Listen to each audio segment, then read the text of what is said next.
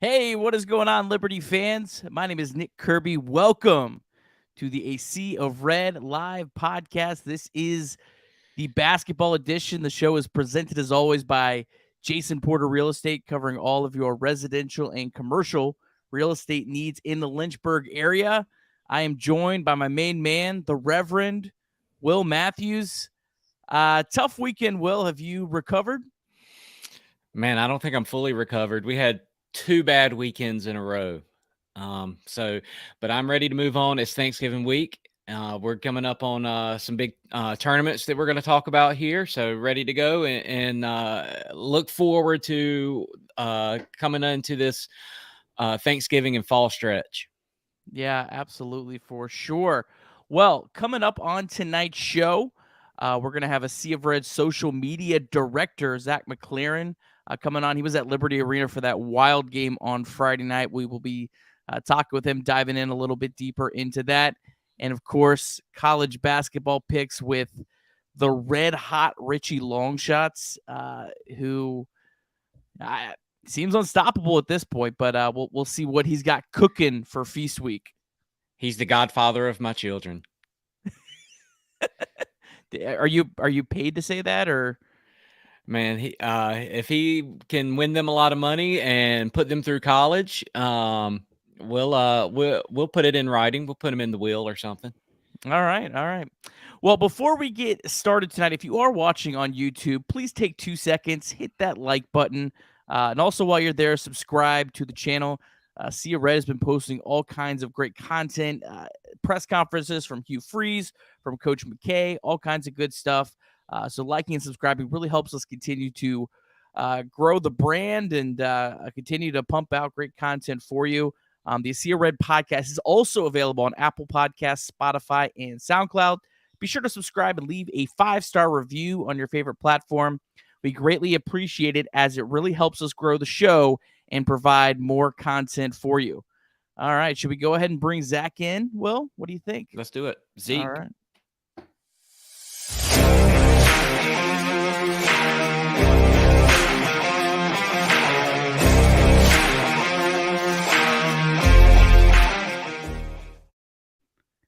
All right. Guys?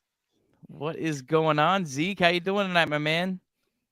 I'm good. How are y'all? I'm still recovering from the past 2 weekends, like Will said, though. They were rough, but hey, that's the way it goes sometimes. Yeah. Yeah. Zach, I know last year we had you on. You told us what all you do for a Sea of Red. You might have got a promotion. I'm not sure. Tell the folks at home what all you do and in all the ways you help provide a lot of great content for Flames fans. So my main job is director of social media. So like I do a lot with Instagram, mostly like make graphics, game day posts, like game overviews. Got some help this year. John Caravana, he's one of our interns. He's been helping us out a lot this football season. Do some stuff for Twitter too. The prop bet article. So I'll write a little bit every now and then, but main job is keep posting content, making content for social media, and putting Flames content out there for people to see. And then occasionally, like against Southern Miss. I live tweeted the game and then wrote the game recap for John if he can't do it for some reason. So always fun to do that. Can't do it as well as John does, but still when the opportunity's there, it's pretty fun. Yeah, absolutely. We're gonna go ahead and bring in our guy Jason Porter. Jason, how you doing tonight? Good, guys. How are y'all doing?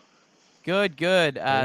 So, Jason, we wanted to chat with you a little bit about the NC Central game, Liberty 79-63 winner. Jason, start us off. What was your thoughts on this game? Kind of bouncing back. I know it was almost a week ago now, but bouncing back from the tough Alabama loss. Yeah, I think those are the kind of games that really allow the guys to come out of the chute and sort of recalibrate a little bit and refocus. You know, there's always the games that are the good for what ails you kind of a thing. And coming off of the Alabama game was just physical. You know, the guys were in a typical ACC battle or SEC battle there against those guys, and so to get NC Central, I think was good for what ailed them, I suppose, so to say. And coming back and looking through some of the statistics again, I think there were some things that really jumped off the page. The overall scoring for the starters was definitely pretty strong, and I think that was fantastic. The shooting percentage, the 3-point percentage specifically, I couldn't believe this going back and seeing the stats, but almost 46% from threes. So again, maybe that's home court, maybe that's bouncing back, but nonetheless, I think the guys performed well coming back out after a tough outing down in Tuscaloosa. Yeah, it was a very efficient offensive performance for sure. They also did a pretty good job taking care of the ball against an NC Central team last year that was actually pretty good at forcing turnovers, one of their strengths. And NC Central is a pretty athletic team, for a mid-major, and I thought they did well. Will, let's pass it to you real quick. NC Central, they only lost to Virginia by 12. They took App State to overtime. I know we're going back a little bit in the rearview mirror, but what did you think about this performance and kind of the Flames taking care of business in this one? Mm-hmm. Yeah, kind of like Jason said. Like I just thought after that Alabama, we kind of expected to be in that game a little bit more than we were. So it looked like they were coming out poised to have a big win, and it was a little bit more lopsided because Central kind of turned it on there at the end. But I just one thing that stuck out to me was it's difficult to determine which one is Colin Porter and which one is Brody People. Sometimes when they're on the court at the same time because they both have the hair and the white headbands. But they all look good. I mean, you see there, Peoples had 12 points, 2 from 4, shooting the 3. In that Central game when Brody and Darius were kind of together, you could start to see a little bit of that chemistry kind of building up, and I thought that carried over into the Southern Miss game, which we'll talk about in a moment. Yeah, we'll definitely talk a lot more about Brody when we get into that Southern Miss game, and Brody might have distinguished himself a little bit more a few days later from Porter with the performance against the Southern Miss. Jason, overall, where do you think kind of the state of the team is here as we're and we're now 4 games into the season? What do you think going into Cancun? Yeah, I think gentle segue here to Southern Miss. The part of that can't be overlooked. I know you guys are going to go here with me here in just a second, but to be down 24 points and to come battling back and roaring back like they did, I think we as a crowd had a little something to do with that maybe. But man, just the poise and the moxie to come back and fight back from being down like that really says a lot about the team. I know Coach had mentioned that in his post-game comments as well, but that can't be underestimated. It really can't. There was a few other pieces of that too, I think, that were challenging.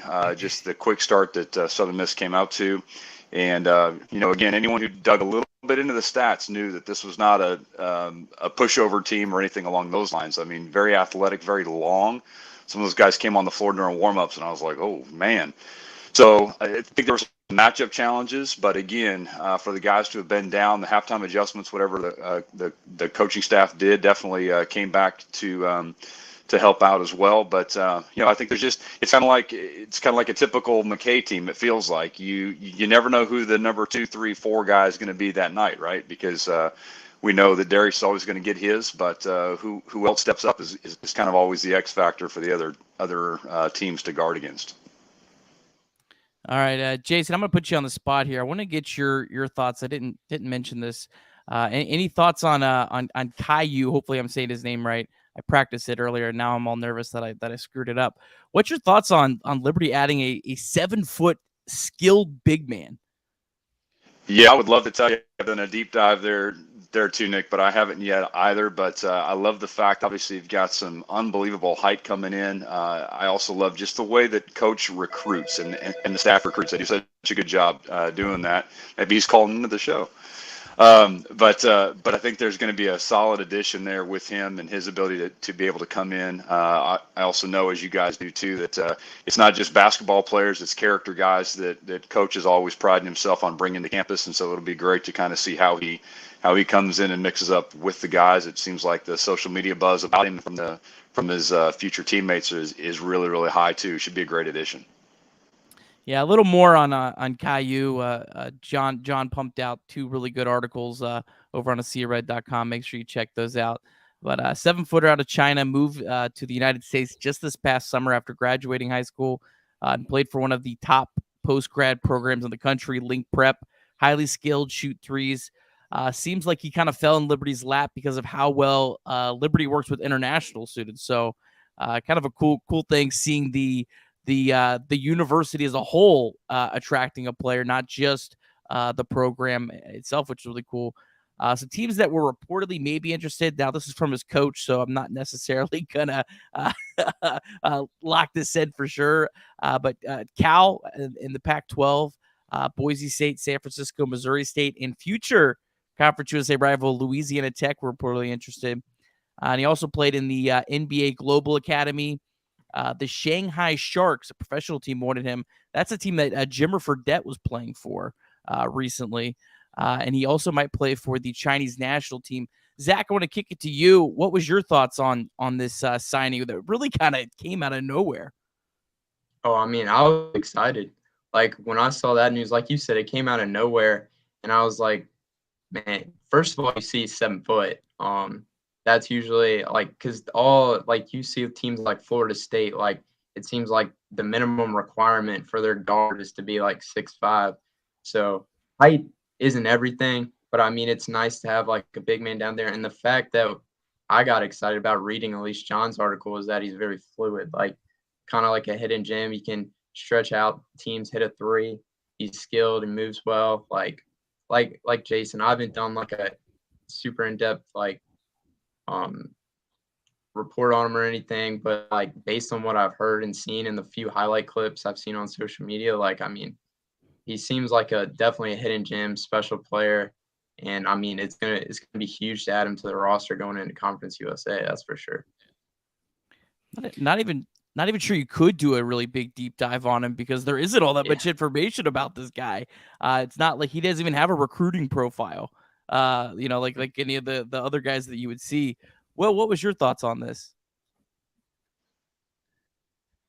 Yeah, I think Western Kentucky has a guy that's 7'5" or something like that. So, and we watched the Alabama game, and I think we were all kind of thinking, man, if we were just a little bit bigger, a little bit more athletic, a little bit longer, we're in this game a little bit more than what we were. So super excited. I don't know if we ever had a 7-foot guy at Liberty. I don't know. I don't remember. Not a good one. Maybe before my time. I don't know what was Russell Monroe. I can't remember how tall he was. He was pretty tall, but he's like the last kind of, really tall guy that I can remember. So that's a blast from the past. Russell Monroe. I think he was like 6'10", but he was a big like 6'10". He was like a true. I get what you're saying. He was like felt like the last true big man. For Liberty. Homeschool hero. Yeah, I loved Russell Monroe. He was a heck of a player.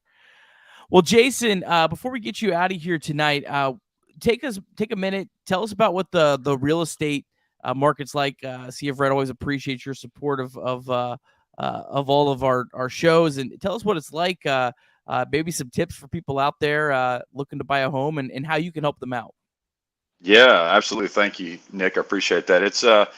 Interesting days, to say the least. If everybody's been paying attention, I'm sure, or just even remotely to the interest rate issue, that's probably been the biggest buzzword, and the economy is definitely changing a little bit, as most of you guys probably know. So rates are a little bit of a roller coaster right now. They're hovering right around 7%. Had a pretty good week this last week, and they dropped down under 7%. So that's always a bonus. But I do quite a bit in residential, also do quite a bit in commercial real estate as well, which is a completely different animal there. But and anything from buying and selling, certainly even on commercial leases for office spaces or businesses, something like that, I'd be willing to help anybody out, and definitely love the Flames Nation family and love to be a resource to anybody. And I know in that little quick promo that we normally play too, I talk about subs and contractors. That's a huge part of home ownership, as most of you guys probably know too, just with a AC that goes down or an electric issue or just a general contractor or something along those lines. My Rolodex is yours, and so if I can be an asset to anybody, I would love to be that. In fact, I just talked to somebody a couple days ago who had seen Sea Red and reached out, and we're doing some work together now. So just love Flames Nation and want to always be a support for anybody through the tricky parts of the real estate market.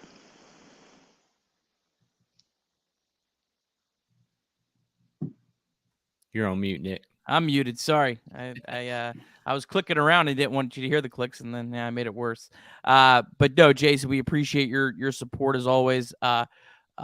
Jason will typically be coming on when we do player interviews. Could do a player interview because the guys are in Cancun right now, sitting on the beach, having a good time. So, but Jason will come on, help us with some of those interview questions, and we look forward to that. Thanks a lot, Jason. Thanks, guys. Have a good night. You too. You too. All right. Awesome. Well, thanks again to Jason. Appreciate it. All right, let's jump in. Zach, I really want to get your thoughts on the Southern Miss game. Liberty Falls 76-72. I'm going to jump real quick and then go back. This is the win probability roller coaster. I don't know if I've seen one like that in a while. It's kind of hard to read, but there was 14-0 runs, 13-2 runs, and 15-2 runs. Those were all Southern Miss, and then Liberty comes with a 26-0 run. Just such a wild game. Zach, you were in the arena. What was that atmosphere like? Well, first of all, I don't know if y'all have ever been to King's Dominion, but that looks just like the Intimidator ride. I mean, that straight thing up is and insane. down. Yeah, but I'm not gonna lie, that is probably the best atmosphere I've seen at Liberty Arena, with the exception of last year's ASON tournament games. Which I mean, when it's a tournament game, everyone's gonna come, have extra juice and whatnot. But I was really surprised because when we were down, I mean, they still kept energy. Every time we made a play, the crowd was into it. And then obviously when we went on that 26-0 run, the crowd was on its feet. And I almost tweeted on ASOR. I didn't because I didn't want to jinx it. But I was like, if we come back and win this game, the crowd deserves a lot of credit because they gave us momentum. It was a raucous environment.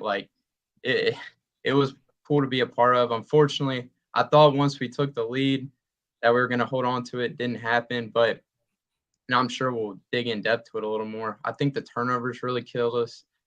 16, as the graphic says, season high for us. We're averaging a little over 12 this year. That's kind of caused us trouble, especially against Bama and Southern Miss, more bigger athletic teams. We've had 14 and 16 against them. I think that's been a huge part. But I know you want to get into this, Nick. But I mean, Brody Peebles was unconscious that game. I didn't think he would miss. I think he missed once, and that was it. But it was a good atmosphere. It was really heartbreaking, just coming all the way back from a 26-point hole, and then taking the lead with a little over 5 minutes left, and still end up losing. But it was one of those games where it's man, Liberty Arena, it's going to be huge to get home court advantage in the tournament this year, because that's a heck of an atmosphere.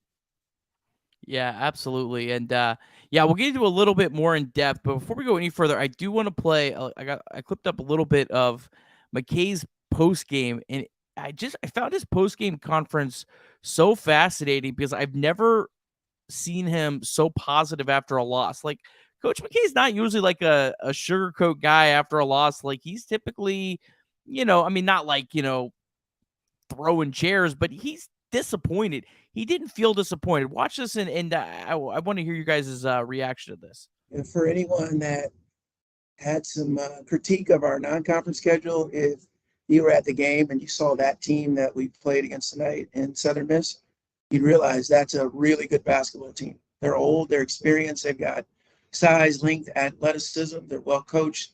They play really, really together on the defensive end. And I knew that it was going to be tough, but I've done this 32 years now, I think. I'm not sure I've ever been in a game where a team was down 26 in the second half, 17 and a half to go, and came back to take the lead. I've said all along that our group has a ton of character, and I think they showed it tonight, because that could have very easily been a game in which we gave up, or we doubted at some point in the second half and lost our way. And again, credit Southern Miss for the way they played. And I'm proud of our guys, and I think we're going to be a really good team. We've known Brody's a really good player, so I think just seeing it go in for him is good for us, because he can get going like that. He's a natural scorer, and he's not just a shooter. So really like what he did. And all of that length is really hard to play against. And I think our guys did a good job of making some adjustments and finding some hooks. And I think we were spurred by a raucous crowd. That was as good as I've seen or felt the arena. Maybe Missouri was as good, but really happy that not only our students but our community came out to support us. And I promise you, we'll have a good team, and our program will continue to rise. Well, what you think about kind of coach's demeanor in that post game press conference?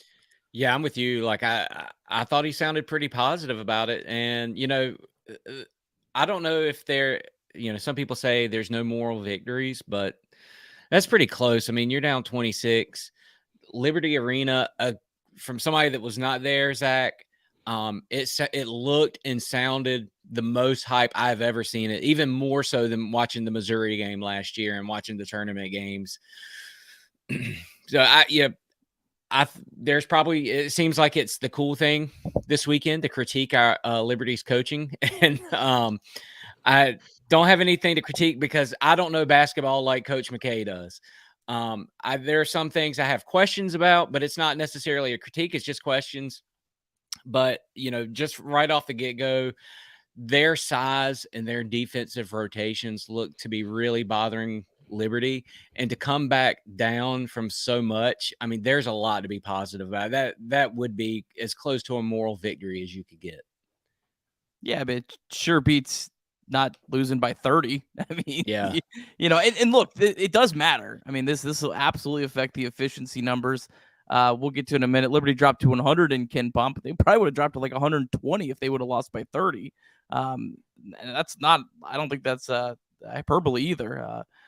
It would have been, I mean, you got to get Southern Miss. I would be fascinated to see them this year, because that's a team that has been awful for the first 3 seasons under their current coach. Yeah. But that team, I mean, they beat Vanderbilt by 12.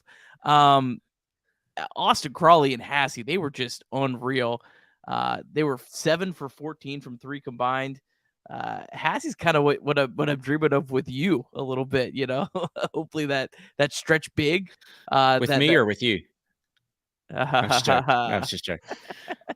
No, I mean, where were they at with the transfer portal? Because it feels like this year college basketball is very unpredictable, and I think with the transfer portal being in the way it is, I mean, who knows? A team that's bad for the last 3 or 4 years is going to be good this year.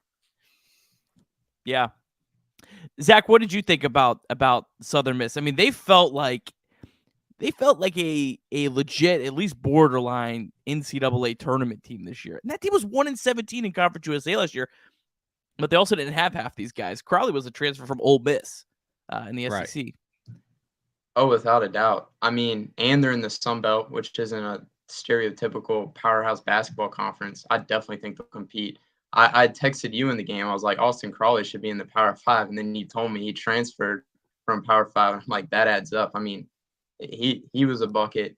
The big man, he was a real stretch big. And he made that one shot at the end of the shot clock that he beat for the shot clock violation. That was just killer.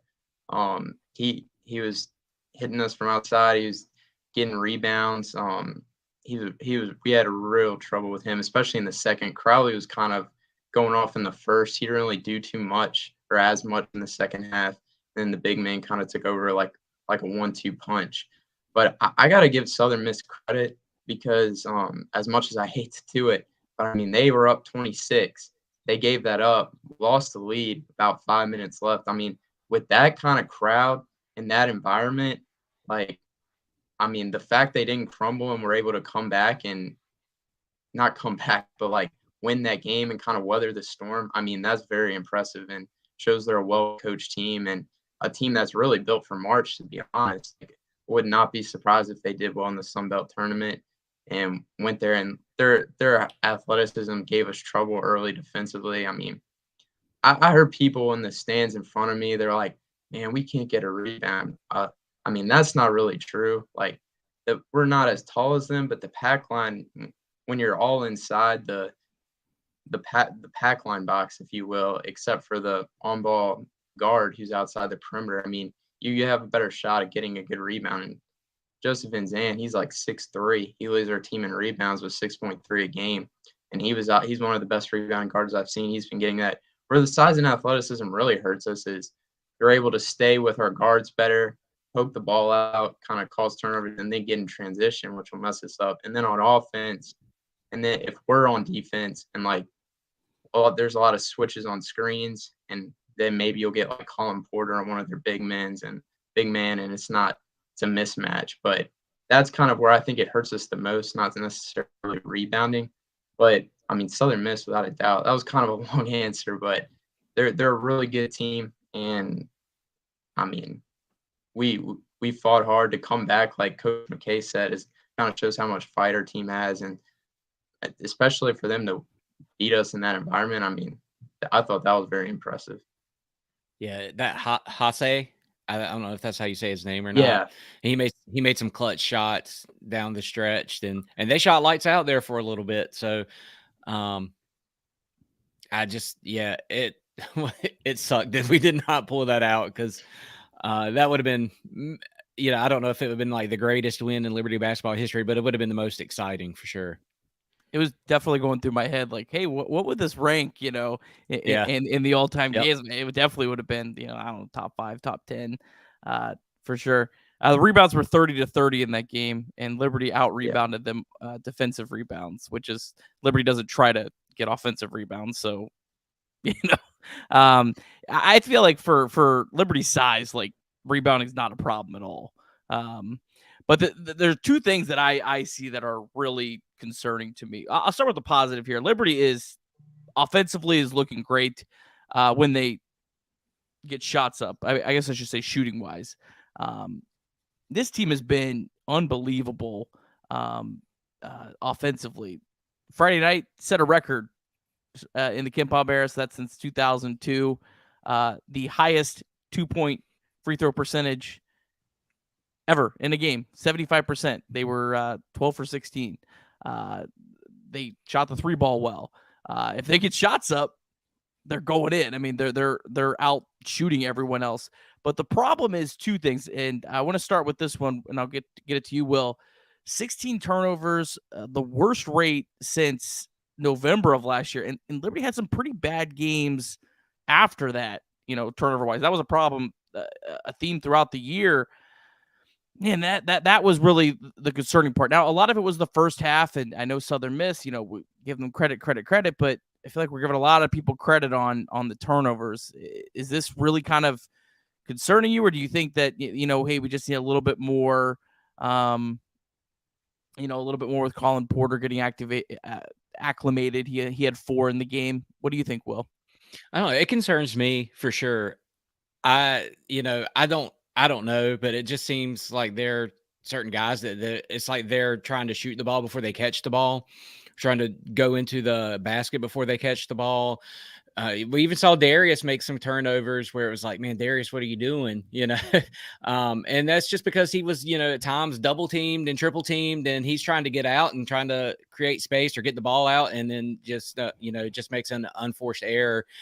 But yeah, I think it's concerning especially when they go down and, we don't have a chance to set up defensively. And we're seeing a lot of these high scoring games that we're not accustomed to under the pack line. Yeah, that kind of gets me right into the other thing is the defense hasn't been playing very well either. Dating back to last season, 9 of the last 11 games for Liberty, they've allowed more than 1 point per possession. One's about average. So 9 of the last 11 games in the regular season, they've been below average defensively. And the defensive efficiency was 139th last year and 153rd the year before that. And it's kind of like I kind of feel like I'm the only person who believes this. Everyone talks, oh, Liberty's got this great defensive team, and I'm like, yeah, I don't know. I think they just they play slow, and sometimes these scores get a little bit lower. Now, I do think that in the short term, Liberty can get by with not having a great defense in the ASUN. I think they could still win the league without that. But Zach, do you kind of worry about this a little bit going into CUSA next year that they got to get a little bit better, a little bit, tighter with the pack line, hopefully maybe a little bit more athletic. Is that kind of a concern for you, Zach? Oh, without a doubt. And I'm maybe a little worried about it this year too. And I got a stat, we're now, keep in mind, we're only 4 games through the year. So, and I think we've gotten some teams on a good shooting day, but as of now, we're 309th in the country in 3-point percentage defense. We've allowed 34 3-pointers on 89 attempts. Omaha is right in front of us at 303, but they've only allowed 29 threes on 76 attempts, and then Baylor is right behind. They've allowed 73 attempts. So the problem when I saw that, I was like, wow, we've been shot. We've had 16 more attempts from 3 than the 2 teams right by us, right in front of us and behind us. So now a lot of that is due to the pack line, because the pack line will force you to shoot perimeter shots a lot, from 3.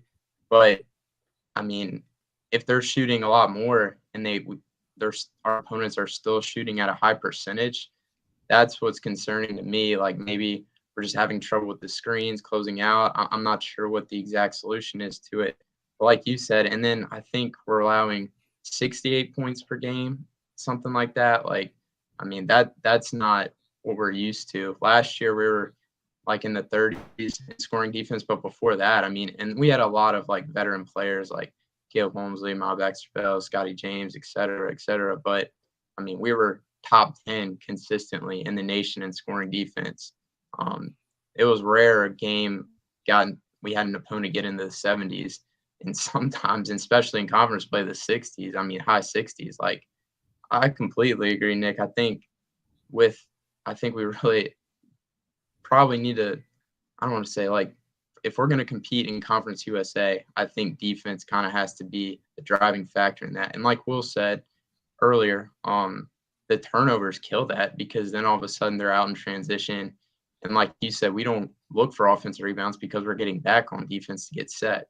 So if we can't do that, then it becomes a race to get back, and then we're not set, and becomes a Big 12 football game, super high scoring. And I don't know. The 3-point defense has been a little concerning to me. I think it'll get better. And like I said, it's real early, and I won't jump ahead, but the team we're facing next has some guys who can shoot. So hopefully it improves by then. But I think we'll get better, especially by the time conference play happens. But yeah, the defense, specifically the 3-point defense, hopefully that improves, because it's going to need to, not just for next year, but I think for this year. Yeah, absolutely. And Zach, that's a perfect segue into the next game. So Liberty's going to play Northwestern Tuesday night. I'm so excited. This game doesn't start till 8:30.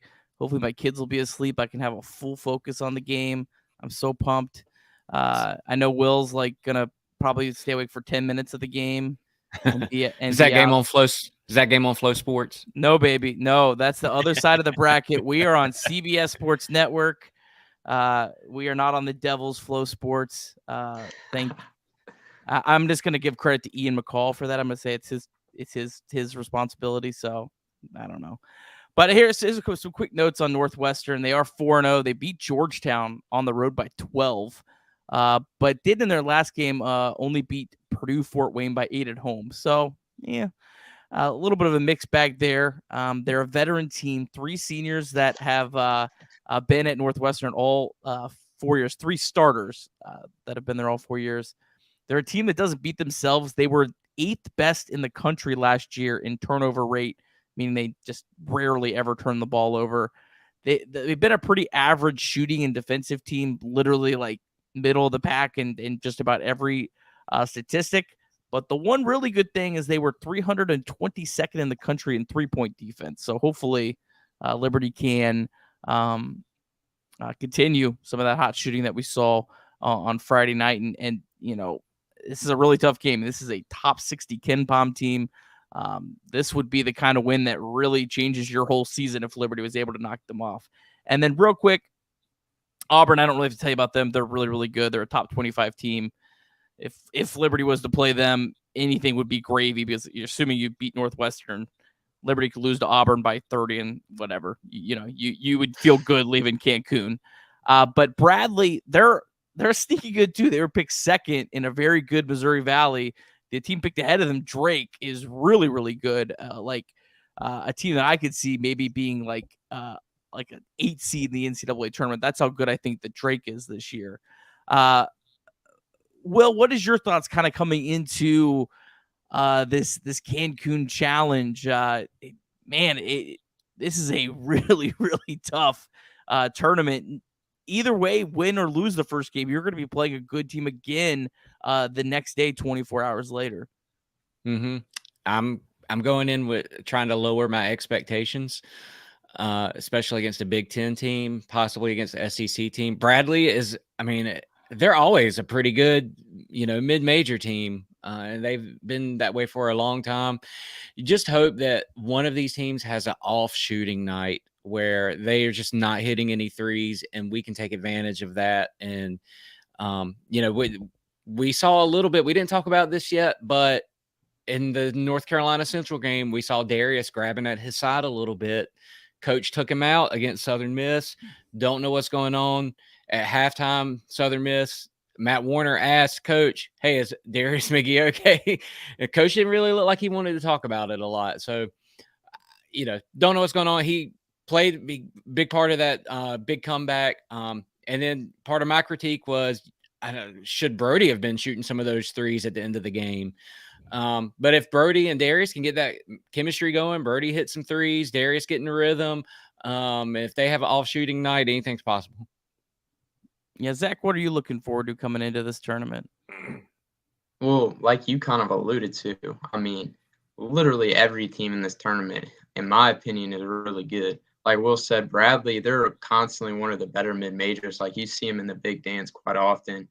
Auburn is the best team in the tournament. They're ranked 13th, I believe, right now.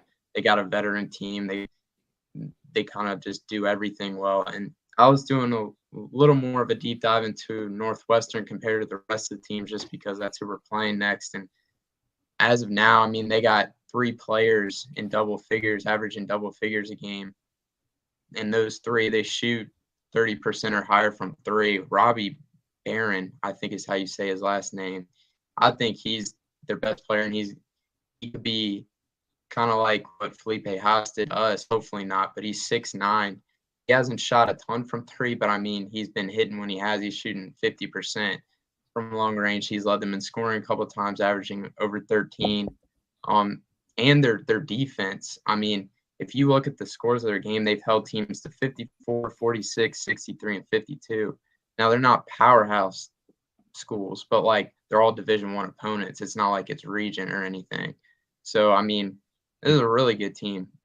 Big Ten, and then Bradley, they have 6 players all averaging double figures right now. So that's about as balanced as you can get. I believe they had a 7th guy that was averaging 9 a game. So if we end up playing them, that's a pretty balanced scoring attack, and it's who do you guard, who do you look to lock down? So the key for me is especially when these guys have people that can hurt you from long range, is hopefully we get our 3-point defense up to par, and I think we will. And then like you mentioned, I didn't know that they struggled against the three, but I mean that, especially the way Darius and Brody have been shooting, that could be a huge factor. But I'm looking forward to it. I mean, these tournaments are awesome. Like Feast Week, like you got all the good sports on right now, and then these tournaments, and like you said, these kind of games can like make your season. Like a win versus Northwestern would be huge, especially when it comes to like recruiting. Like, I mean, we've been able to knock off some SEC teams. Like every Power Five when you get like, I mean, you're like, hey, we've been knocking out Power Five teams consistently. I mean, that's always a plus. So looking forward to it, and I think we'll definitely compete, but it will not be easy. Like these are some good teams. Yeah. The one thing about this, and Will was saying, hopefully have a bad shooting night. This game is played in a hotel. So that could kind of be like a great equalizer, where it's a weird environment. We've like seen the carrier ship. Yeah. You really never know what to expect, and Northwestern, as good as they are, I don't think they have two shooters as good as Darius and Brody, who could wake up and are a waking 3-point bucket. So maybe that could kind of play a factor into this, where Liberty would come out hot and Northwestern comes out cold and a weird environment, and they're able to capitalize. I wouldn't be stunned.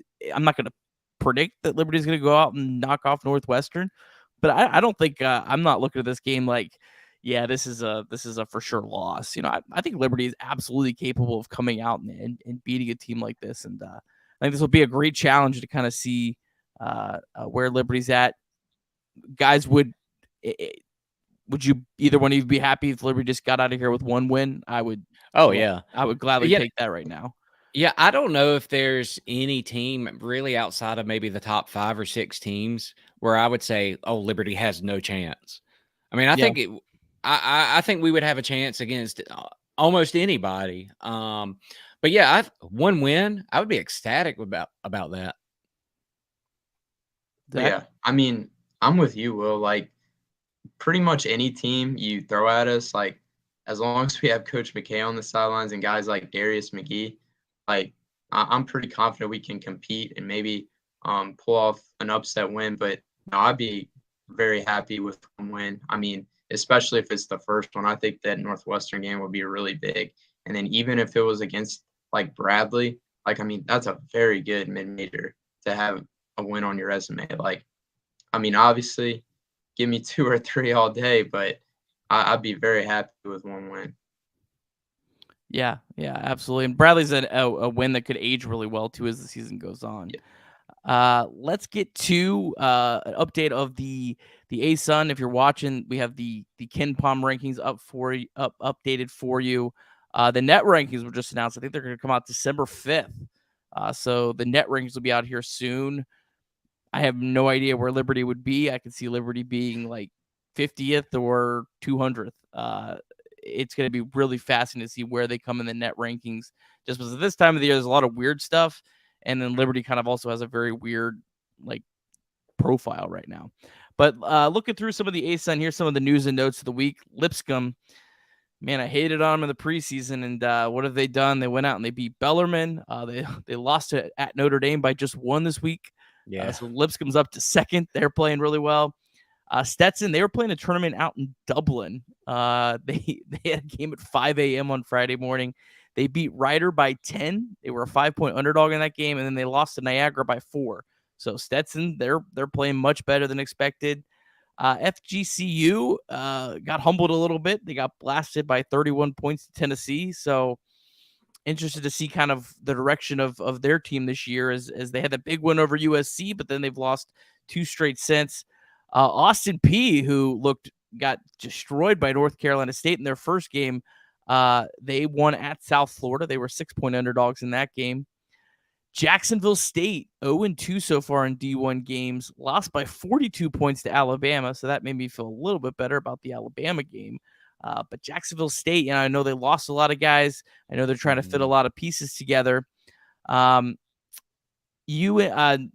Alabama, They lost to Mississippi Valley State. It was the Delta Devils' first non-conference D1 win since 2019. So, fortunately for North Alabama, it doesn't look like they have figured it out yet. And then the last one, and we'll get to your guys' thoughts on the ASUN if you had any thoughts. Eastern Kentucky, they won 2 of 3 in a tournament in Atlanta, including this. In the game, only shooting 39%. Odom misses the front end of a 1-on-1. Got to be careful not to give up a 3 or foul here. Oh, my God!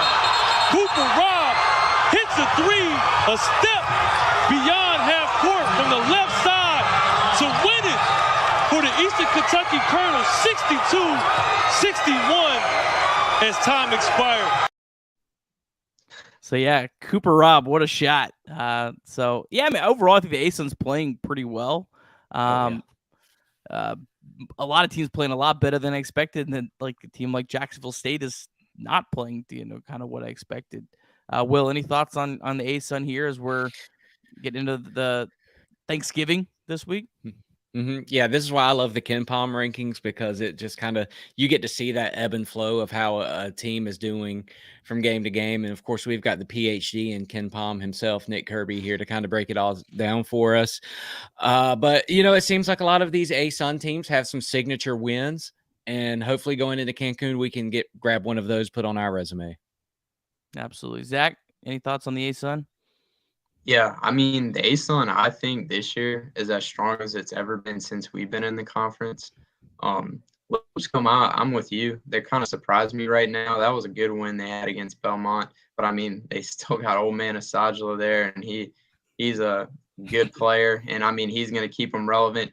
Jacksonville scares me.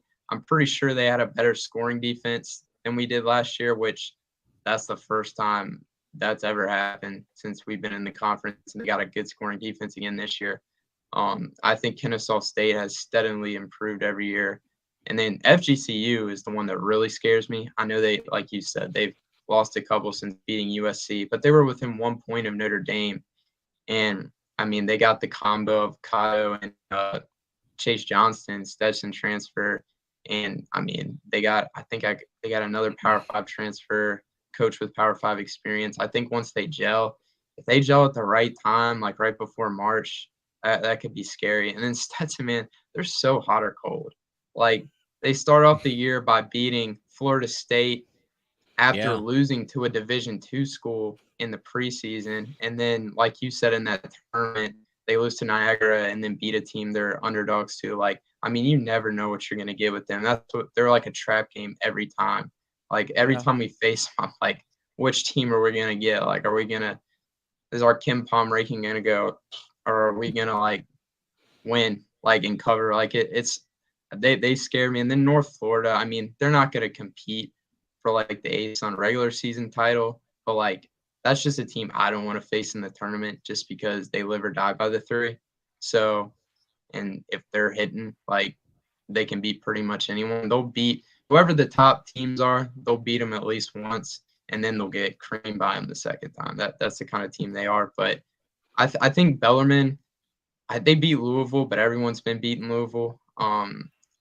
They're well coached though. So, and they run a similar scheme that we do. So, I mean, they'll compete and be in games, but I don't think they're going to repeat as ASUN champs. But I mean, it's going to be a really good league this year.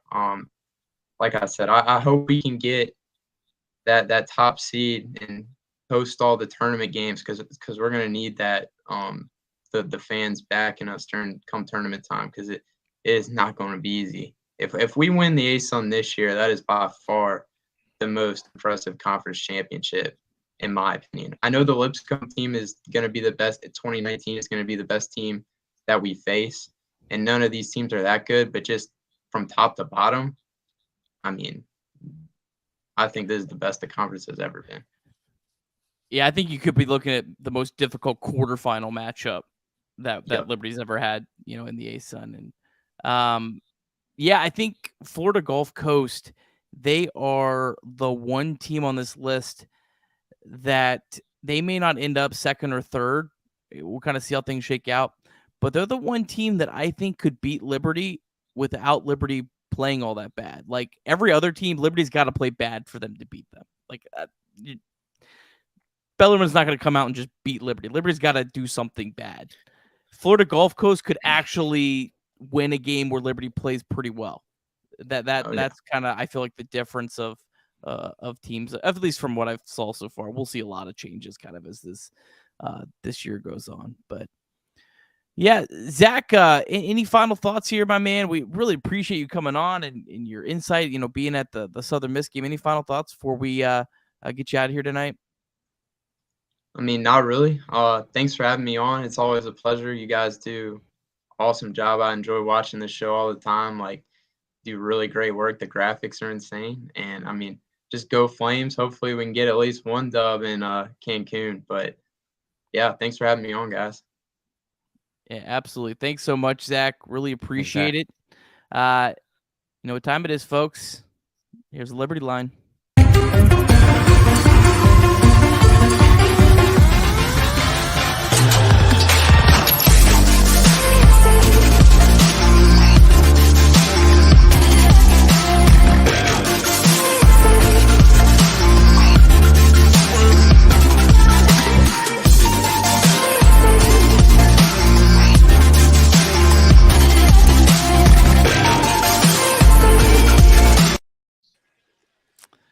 Richie Longshots in the flesh, joining us during World Cup season. Thank you for taking time out of your busy schedule to join us to share your wisdom of college basketball betting with the world. Wisdom's a strong word. Glad that the World Cup is taking place far away with the time zone. It gets shaky sometimes when we have these international events.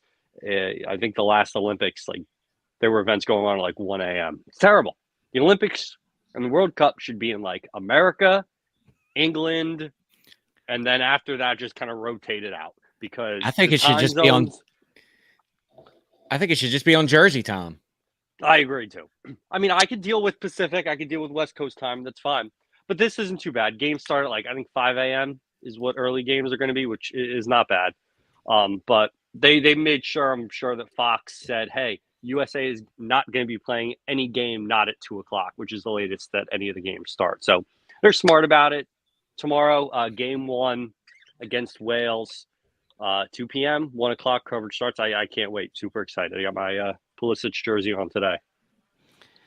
Well, very good. Well, another banner week for Richie Longshots. Now 14-6-1 on the year. Did we get a final on Gonzaga, Kentucky? Is that game gone final yet? Gonzaga was up pretty big. I'll check right now for you. I'm also watching the Grey Cup, little Canadian Super Bowl. Always entertaining. 68-57 Gonzaga. My wife made me put away all the other TVs, Will. Oh, so it looks like another L for John. Oh, man. Yeah, poor guy. So it looks like you're going to be 15-6-1. Whew. Man, it's a good start. I heard Will say that I'm going to be paying for his kids to go to school. If I keep this up, I won't have to send his kids to public school. So this is a good sign. Yeah, I could see you promising them, a good education and then wound up getting them lithium laptop batteries. Scott's tots. Yeah, they will get Michael Scotted. They're gonna no, sorry kids, 2 years of community college, better get a scholarship. Long shots tots. Yeah. Print the banner. All right, let's see itself. what we got going on this week. Here are the 11 tilts that you need to know. Monday night, this is the Maui Invitational first round. San Diego State versus Ohio State. We were split across the board 2-2 on this. I think San Diego State is a really good team. I know the 3 points is so tempting, with Ohio State, but man, San Diego State, they are really tough. They're a tough matchup, I think, in one of these tournament settings. They're just they're a pain to play. They're annoying. Why do you like Ohio State though, Longshots? So I looked at some numbers and it just seemed the team seemed even to me. I don't know what their KenPom ranking was, but in a situation like this, give me the points. I don't know what the spread's probably going to be end up closer to Ohio State just because of public money and the name of Ohio State. They're always going to take money when they see San Diego State. So if I can catch 3 in this situation when the Vegas line's probably going to be, closer to 1, maybe even Ohio State is the favorite, I'll take the 3 points and hope for the best. All right, the next game, I love this game. I think this game is awesome. Northern Kentucky and Florida Gulf Coast. This is Florida Gulf Coast is they get to do a little Thanksgiving tournament on their home floor. Northern Kentucky, though, is favored. I know Northern Kentucky just knocked off Cincinnati. I think they're predicted to win the Horizon. They're a really, really good quality mid-major, but I'm getting Florida Gulf Coast with points against another mid-major at home. Yeah, and all their families are going to be there. Like, that's going to be everyone they know. You get to play in front of, you think Thanksgiving, not going to be a big crowd, but they're going to be, it's their tournament, especially if it's the opener of the tournament. They schedule that with, all right, who's the team that we're going to be able to beat the most? I couldn't tell you who else in the tournament, but I'm fairly sure that they were like, all right, it's like a homecoming game. Who are we going to walk away with? All right, Northern Kentucky. Any of the directional schools in any state. If I may, Nick, I like the idea of Florida Gulf Coast hosting their own tournament. We hear a lot about how difficult it is to schedule. I'd like to see I know there's always been some talk of like an all Virginia tournament or something like that. But even if that doesn't happen or never materializes, it'd be cool to have Liberty have some kind of tournament where they can kind of help other, regional teams fill some of those spots like that. I agree completely. It might be a little tougher to sell Lynchburg in November than Fort Myers, Florida. But hey, I love the idea. Maybe we can do it like the end of October. I don't know. Push the season up to start the Liberty Classic. Blue Ridge Shootout. We had that one tournament where like Houston came because a venue got canceled or something weird. I don't remember the exact what was behind it, but they had like all these great teams coming. This Liberty's the only team that could do it. But all right, Bellarmine at Duke. I'm the only one who's riding the Knights. Bellarmine, I'm not high on them. I've picked against them, I think, every time, but they're just a team that doesn't beat themselves. I feel like this is a trap game for Duke. Not like they're not going to lose, but like the Thanksgiving week, you got all these big games, and you got to go beat Bellarmine by 22. I'm riding with it. Or you think I'm insane long shots? No, and I said I would never take Duke, but they're just steamrolling teams right now. It's classic Duke. Outside of the ACC challenge and maybe one game, they play an absolute cupcake schedule. They just roll these teams now, and it's kind of what they've done all year. And I've 2 of my 6 losses have been because I've faded Duke, so it's a third of them. So of course now the overcorrection close, and bites you every time. Every time. It's a tough one. That was a game that I honestly don't have a great feel. No way I would actually put money on this game at all. No, because then you're sweating things out. I've been since, as you might have heard, I caught the COVIDs. That's why I was not in town this weekend. So ever since Friday morning, I've just been, first thing I do, one of the first things that I wake up, like, what time does the earliest college basketball game start? I'm like, 11 o'clock? Awesome. 10:30? Even better. So I've watched some terrible college basketball over the last 72 or so hours. And, those games where the spread's like 33.5 and you're just like, no one's trying anymore. Walk-ons are coming on. It's way too unpredictable. Way too unpredictable. Before we move on, so the Monday games, believe it or not, all these lines so far are almost identical. San Diego State's 2.5. Northern Kentucky is 2.5. They got an extra half point, and Duke is 22.5. So Vegas is going right with KenPom. They may adjust quite a bit overnight, but they are true to form. All right, Tuesday. I am stunned. I am absolutely stunned. I respect it. Taking Liberty +4. I feel like this is probably going to be like +8, 9. You really gonna take Liberty at 4? Might be a little bounce back. I think we might be one of those alternating teams. Win, loss, win, loss. Time to swing back. with the win. And I do think that obviously super slow start on Friday, and Southern Miss is a legitimate team. Look at who they've beaten. They are good. And, Northwestern, they lost Larry Nance, correct, last year over at UNC this year. And it's Cancun. Our players are not going to go party it up in Cancun. Not that Northwestern's a giant party school either. Let's be real. This might be the most sober game in the world. You don't have to worry about take the over because no one in this game is going to be hungover. This is how I get canceled. But yeah, give me Liberty. I just think that it's a good bounce back spot. I said the same thing last week that they were going to bounce back against one of the directional North Carolina teams that we played, and it was a big win. We'll see what happens after that, but I think Liberty can keep it close. I mean, one possession game. If I may, no surprise that Homer Chad would pick Liberty. I mean, he can't be honest about the state of Liberty athletics. He can't be honest about due criticism where it should be, and he is just afraid of losing his media access. Yeah, he's actually he's got eyes on him at all times. If he were to say anything wrong, it would just be curtains. Yeah, you don't get the kind of hard-hitting analysis like you get from me. But all right, moving on. Wednesday, battle for Atlanta's first round. Dayton versus Wisconsin. This is an awesome game, too. I took Dayton -2. Long shots, you took Dayton -2. I think Dayton's the better team, so 2 points doesn't seem like a whole lot, but this is such a coin flip in my opinion. Yeah, when I was looking, I looked at some of the ESPN numbers, and their percentage to win were, I think it was just shocking. Dayton was 60% to win, and I went, all right, 2 points, 60% chance to win. I'm in. Math checks out. Yeah. All right. Chad and John both have Wisconsin, so. Well, judging by their year-to-date records, I think we're in a good spot. Lipscomb at Chattanooga. This is a good line, -5. Yeah. I went with Chattanooga just at home. That's a pretty good program in the SoCon. And I sick of getting burned from fading Lipscomb, but I'm going to do it again. You're with me?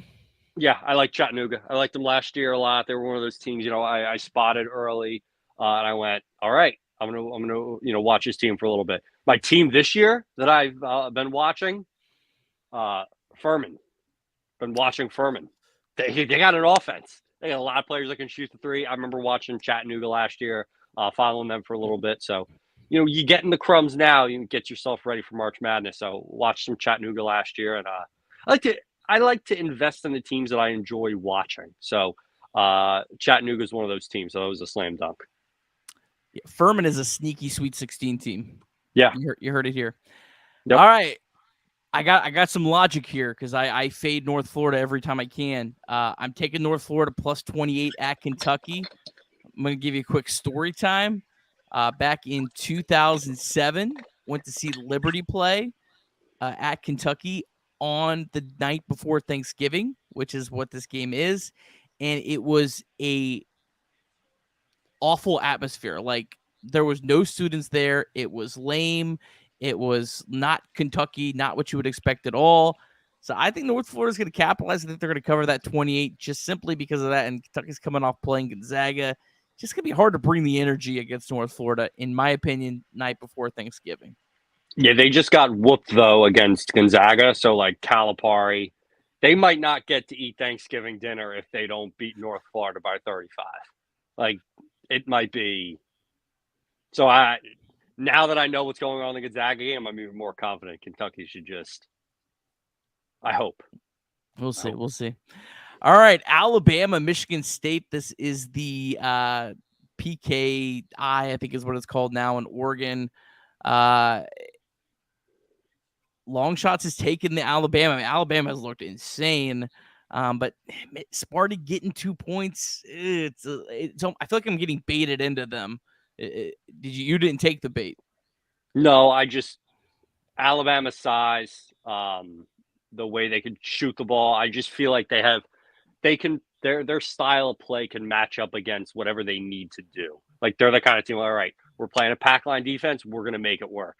we're playing this, we're going to make it work. So I think they have a style, and Nate Oates is a great coach. And obviously Izzo's a great coach as well. But I think Nate Oates has a lot of talent, and that team is just very flexible. Yeah, that's going to be an awesome tournament. That tournament is loaded. A lot of really good teams in that. So looking forward to that. All right, Friday, Jacksonville State at New Mexico. If we're looking for the game that I'm going to 5 minutes in feel so dumb for my pick, this is it. I'm taking Jacksonville State plus 11. I just feel like they're kind of desperate right now. They don't have that D1 win. New Mexico, they really going to win by 11. I know it's like a home tournament game over Thanksgiving. I don't know. Long shots, you went with New Mexico. Yeah, I got nothing. I got nothing for this one. It's one of those. I got that. Yeah. All right. Kennesaw at VCU. Me and long shots riding with Kennesaw plus 11. That is a lot of points for a Kennesaw team that only lost by 10 to Florida. So I gotta think they can keep it 10 or less against VCU, who at times struggles to score. Yeah, and I feel like I was looking at what they've done this year, and nothing's really popped out to me. Like they don't have any impressive wins. And if I feel like Kennesaw, that game against Florida, it was one of the games that we picked, and they scored a lot of points late. I think spread was like 18, and they were not covering for a while, and then they scored a bunch right at the end to get it within 10. So they can score. So I think that's definitely a possibility. Give me 11 points, definitely. VCU could win like a 9-point game that's like never competitive. Like I feel like, I think Kennesaw, I don't think VCU can score enough to win by 11 against Kennesaw. No, and seeing Kennesaw like charge back against Florida, that coach is going to play until the end. He might be one of those, hey, we need to cover for the alumni coaches, and I'm in on that. Yeah, I had one of those great ones today with LaSalle. Real great backdoor cover. Beautiful. And then the game, I feel like disgusted that we all don't think Liberty can cover a 24-point spread against Delaware State, one of the worst programs in the country. But Delaware State, I think they only lost to Villanova by 10. It's a lot of points. Ugh. Yeah. Delaware State is bad, though. They're bad. They're awful. They're bad. And Liberty crushed them last year. I think it was one of the KenPom records for one of the best offensive performances ever for Liberty. So it's so many points, but this is absolutely guaranteed lock of the week. Liberty's going to win by 24, like we all with Florida Gulf Coast. No way Tennessee's going to beat them by 25, and it was never close either. Like there was no. Let me check back in the second half. It was nope. Yeah, the 31 was deceiving. I think it shouldn't have been like 50. It was great. It was. Quick tip: Delaware State. They've been so bad for so long that every time conference tournament season rolls around, one of the first things I do is, all right, who's Delaware State playing in the first round? I don't even know the name of the conference, and I'm like, all right, fade Delaware State, because at that point they have given up. They don't care. They know they're not winning the conference tournament, and they're normally playing like a 4 seed, like they're the 13. They're playing a 4 seed, or they're playing a good team, like the team that didn't get a bye in their conference tournament. They're playing a good team, and they just get steamrolled every year. Like that's the only reason I know Delaware State.